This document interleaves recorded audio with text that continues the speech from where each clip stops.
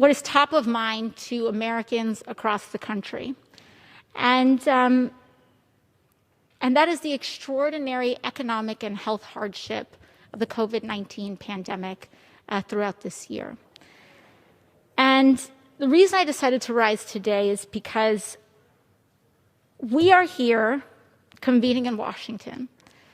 And just a day or two ago, the Senate Majority Leader, Senator McConnell, decided to break the Senate.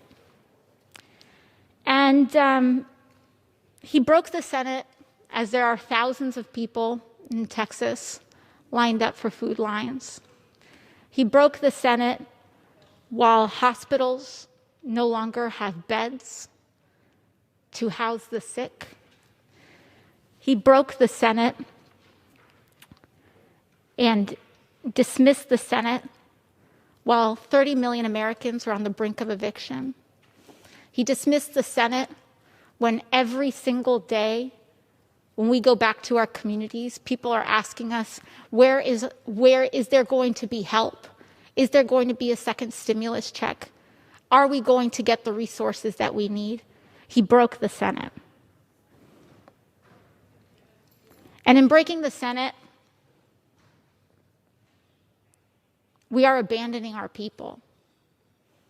Thanksgiving is around the corner, and there are millions of Americans that won't be able to afford a meal to eat, that don't know if they'll be kicked out of their home, that are unsure if they're going to have to quit their job to care for their child.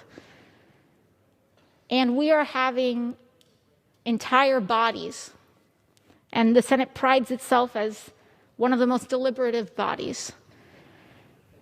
They abandon them. The number of Americans living in poverty since May has grown by 8 million people, since just May of 2020.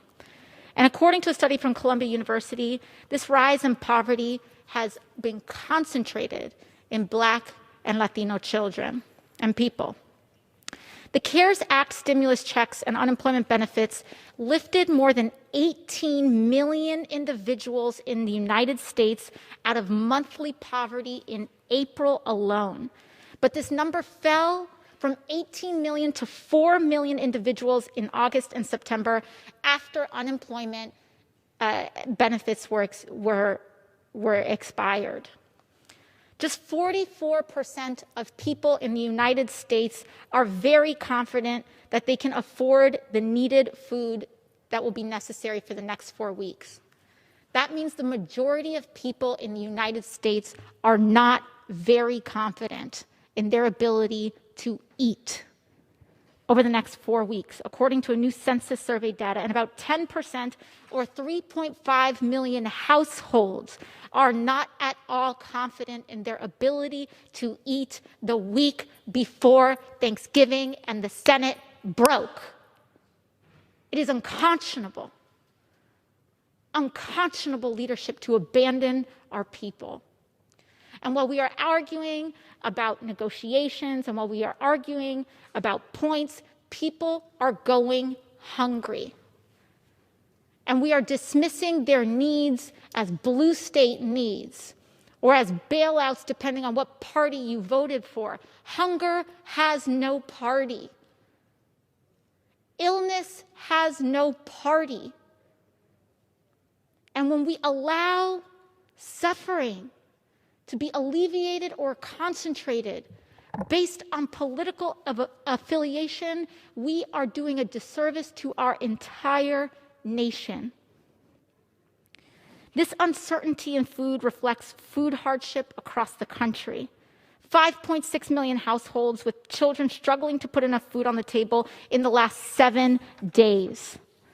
Landlords filed at least 43,500 evictions in 17 major cities from March until September. An estimated 13.4 million adults living in rental housing today, nearly 1 in 5 renters were not caught up on rent. Small businesses don't know if they are going to survive or exist in a month in a week in January. We cannot afford to wait for a new administration or another election or a political state of play. We need to get people help now, and the Senate broke. They broke. We are supposed to be here to work for everyday people.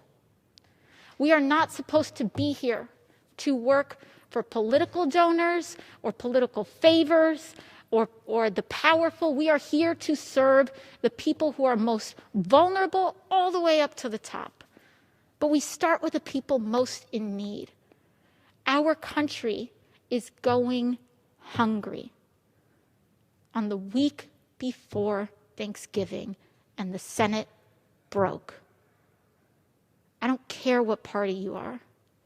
It is an abandonment of our responsibilities as elected officials who are charged with acting in the public trust. The unemployment rate jumped in April to a level not seen since the 1930s and still stood at 6.9% in October. Some 10.8% of Black workers and 8.8% of Latino workers were unemployed in October, compared to 6% of white workers. 1.1 million Americans filed new unemployment claims last week. 4.4 million Americans are receiving pandemic emergency unemployment compensation, up from 1.4 million in August. Last week was the 35th straight week total initial claims were greater than the worst week of the Great Recession, and the Senate broke. I want to address some of the claims, because yesterday I said that we need to make sure that people get economic relief due to these shutdowns. And I was surprised to hear so many Republicans now concerned about how we're going to pay for it or using other people's money. But the Senate Majority Leader wasn't concerned about other people's money when he authorized a $4 trillion leveraged bailout for Wall Street in March. He wasn't concerned about where that money came from. He wasn't concerned about how we were going to pay for that. It is only when we are talking about relief for working people, for children, for families, for parents, for education, for healthcare, that all of a sudden we can't pay for any of these things. But when it comes to tax subsidies for private jets, we've got the money for that. When it comes to the endless appropriation towards more and more military spending, when we aren't even technically in growing elements of war, according to some people, we have money for that. But we don't have money to feed our own kids. We don't have money to educate people. We don't have money to provide health care. But we have money for private jets. We have money for tax loopholes for yachts. We have money to incentivize stock buybacks. We have $1 billion to invest in research and development for a vaccine, which was proudly invested in, and a good use of public funds, just for pharmaceutical companies to take these publicly developed patents, or publicly developed drugs, rather. This is Noggin, the premium learning service from the experts at Nick Jr., featuring amazing learning games. And then sell them back to the public at no discount, so we don't even get a return on this investment. How is that fiscally responsible? So we are living in a world and a state of play in our governance where the party who is eager to help subsidize private jets somehow can't find the dollars and the cents to get people a $1,200 check. It's unconscionable, and it's wrong, and the Senate broke.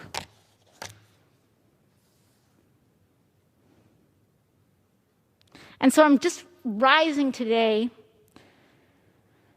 because it's extraordinarily difficult to represent a working class district, not a private jet district. And to go home every week, just as I'm about to do again, and feel as helpless in this body because the majority of its members and the majority of the Senate can't seem to want to get it together and get people the help that we need. And the Senate broke. So this is what I have to do. This is what we are resorting to. Speaking to an empty room because the Senate broke. So if there's anything that I have left to say, is that I want to know if there's anybody out there that's listening, is that if you are a working family, if you're struggling to get the food that you need, if you feel like you are on the brink of eviction, we see you. We see you. And what I ask for the Senate and what I ask of our Republican colleagues in the Senate is to act as if you were the one that was going hungry. Act as if it is you getting evicted from your house. Act with that